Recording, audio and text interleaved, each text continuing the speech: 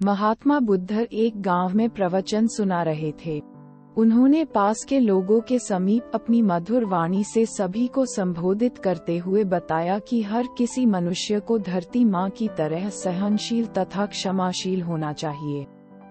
क्रोध मानव का ऐसा शत्रु है जो दूसरों को तो हानि पहुंचाएगा, साथ में खुद भी उससे नहीं बच पाएगा। इसलिए क्रोध, ईर्ष्या मानव की सबसे बड़े शत्रु है।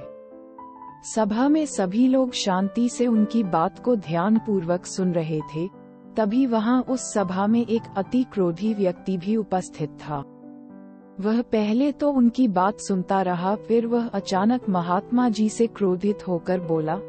बोलते समय उसकी आंखें खून के समान लाल हो रही थी। उसने बोला कि तुम ढोंगी हो, यहाँ बैठकर लोगों को बेवकूफ बना रहे हो। ये जो भी तुम कुछ कह रहे हो, इसको सचमुच करना बहुत मुश्किल है। समझे, तुम्हारी इन बातों का कोई मतलब नहीं है। ये सब बातें कोई मायने नहीं रखती असल जिंदगी में। कहानी सुनाना बंद करो, धूर्त महात्मा, और जहाँ से आए हो वही चले जाओ। ऐसे कठोर वचन सुनकर भी महात्मा जी ने उस क्रोधी पुरुष का कोई विरोध नहीं किया और न ही उसकी बातों पर कोई भी प्रतिक्रिया दी। वह शांत रहे और अपना काम करते रहे, जिससे वह पुरुष और भी क्रोधित हो गया। उसकी समझ नहीं आया वह क्या करे।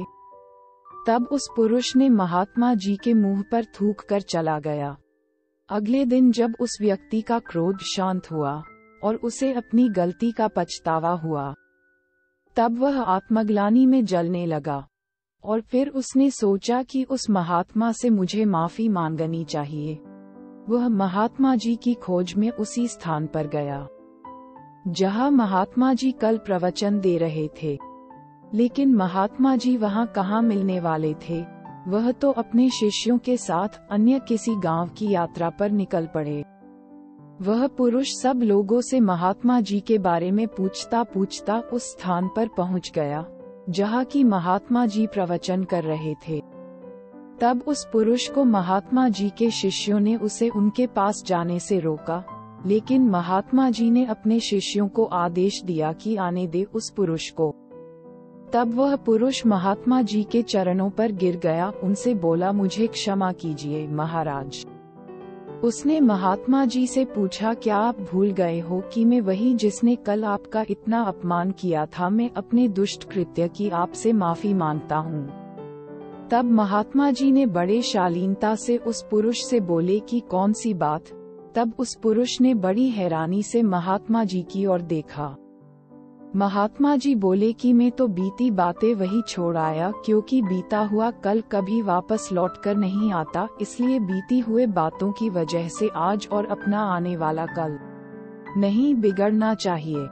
जो हो गया सो हो गया। तुम्हें अपनी भूल का एहसास हुआ, यही सबसे बड़ी बात है। तुम अपनी गलती को मान लिए, सो तुम अब निर्मल हो गए हो। इसलिए कोई भी ग्लानि अपने मन में नहीं रखो। अपने आने वाले कल के बारे में विचार करो और उसे सुधारने का प्रयास करो।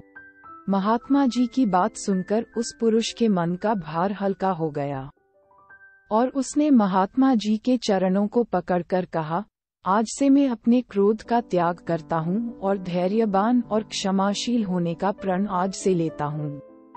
दोस्तों, हमें इस कहानी से यह प्रेरणा मिलती है कि यदि अपने बीते हुए कल की गलती को लेकर हमें वर्तमान में उसका पछतावा न कर, उस गलती को हमें अपने भविष्य में कभी नहीं करना चाहिए, क्योंकि दोस्तों बीता हुआ कल कभी लौटकर वापस नहीं आता। तो अगर आपको महात्मा गौतम बुद्ध की इस कहानी से कुछ सीखने को मिला हो तो अपने दोस्तों के साथ इसे जरूर शेयर करें। धन्यवाद।